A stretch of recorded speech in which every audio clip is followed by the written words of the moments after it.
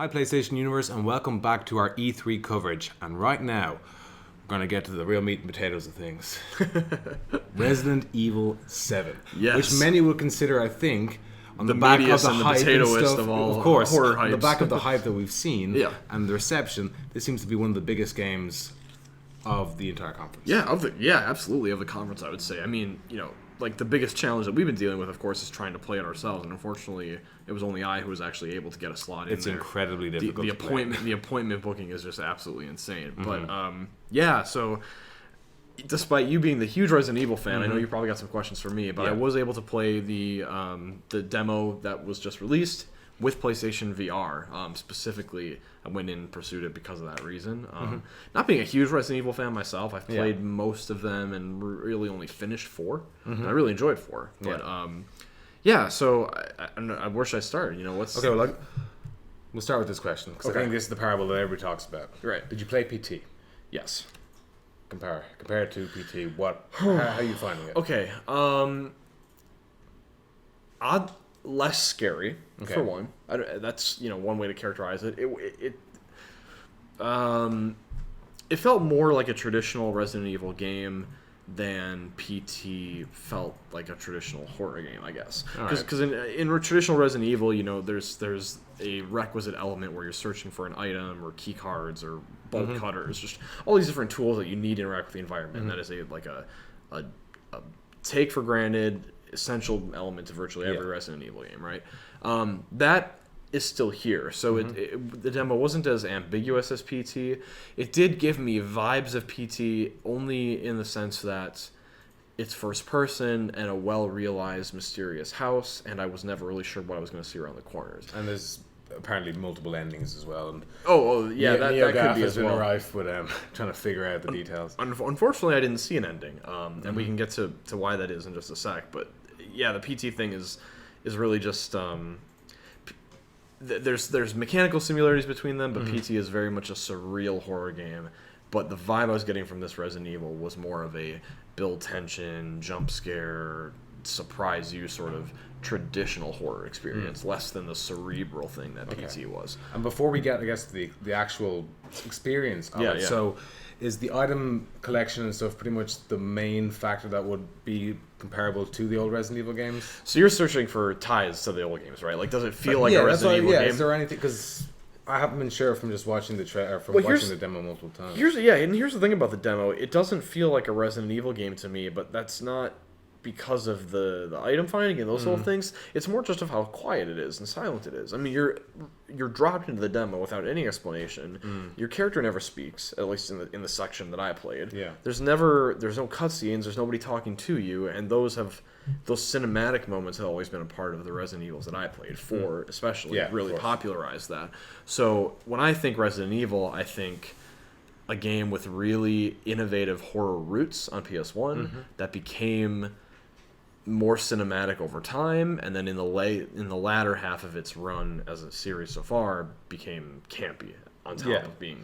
And I mean, it's interesting as well because beyond 6, which of course, although critically effectively was Marmite, it sold incredibly well. But fans have obviously been calling out for a drastic change, and we seem but to now see fans aren't sure that they wanted that drastic change because this is, I think, is the most drastic you could get. It's and more oddly ambitious from Capcom, I guess. Yeah, it certainly is. Characteristically so, I would imagine. Yeah, I think I have I have confidence and faith that the final game will be more representative of an actual Resident Evil experience, because I can't imagine that Capcom built an entire Resident Evil game without much talking, without much dialogue. Yeah. I mean the demo feels more like a proof of concept that is inspired by PT than it does this is the new direction of Resident Evil and get over it. Like, that wasn't the vibe I got at all. And that's interesting as well, because from talking to one of the developers, they mentioned that this is a precursor to Kitchen, the demo that we saw last year, which seemed more of a proof of concept for Capcom's kind of horror ideas and like VR new kind of thing, right?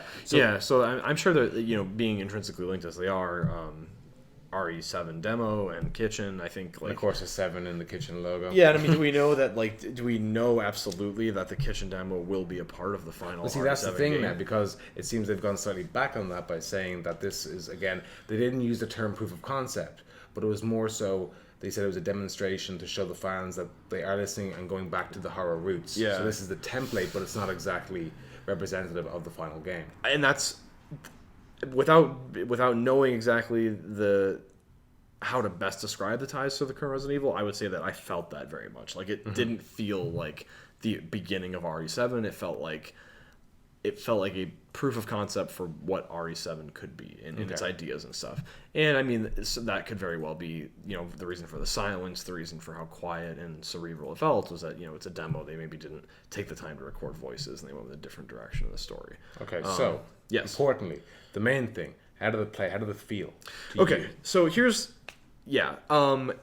bottom line, it made me sick, and I was not able to finish it. Okay.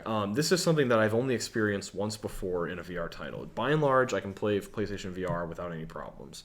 What happens in RE7, and I think in this other title that made me feel the same way, is that the illusion of being there in that ruined haunted house is real enough and immersive enough that I'm moving around and I'm enjoying it. I'm immersed in it. I'm literally leaning around cabinets just inspecting things because I can't get over how your head tilting and moving is mapped to it. It's the trippiest thing. I love that. But as I'm doing that and exploring, it's like all of a sudden my brain can't reconcile the fact that I'm sitting down in the real world, but very much in this immersive virtual space. I can't reconcile those two things, and it's almost to the second. 90 seconds in, 2 minutes in, just nausea comes in like that, and it's dripping cold sweat. I'm swaying back and forth. I actually tried standing up in the middle of the demo to see if that could help me, mentally bridge that gap a little more, be standing instead of sitting, and that did allow me to continue a little bit, but I think I was already past the point of no return in terms of getting sick from it. So, interestingly enough, when I stood, my character in the game became that much taller because it was just it just elevated me from the fixed point, and then when I sat back down again, it returned to where it should normally be. That's interesting. So I haven't sought out too many other game outlet opinions on the demo. I have heard some echoes of that though, that there are others who have felt it. So I guess and it could be a me thing, but what's really exciting about the virtual reality landscape and Capcom's decision in particular is that they're releasing a game that is controlled in a way that not many even VR games are. I mean, it's a very traditional first-person shooter with the left and right analog sticks, except you have the extra benefit of being able to examine exact points of interest even while you're turning the camera. So what's cool is that it's an untested landscape, and there's no case study for this type of game, and there's no precedent of what came before, so that Capcom can take some lessons forward. What that means for Resident Evil fans is that I think unless something dramatically changes with the VR portions controls, I think quite a few people who buy the game, certainly maybe not the majority, but quite a few, I'm sure will have the same issue as I have, and that's going to be a thing of a problem for Capcom. Yeah, well, I imagine it's something they're looking at intently and getting the feedback on. Because, you have to think so. Yeah, we've had that with several VR developers. They kind of stress the idea that they've been really working on trying to get motion sickness out of the experience. If anything, it's a compliment to Capcom. It's because it could be a biological thing on my own end, but their illusion, the house that they built, and the tension that was building as I explored, was real enough that I did get sucked into it so much that I started to get sick because of the reconciliation issue. But yeah, I mean, it's a very well realized demo. It's a very well realized environment.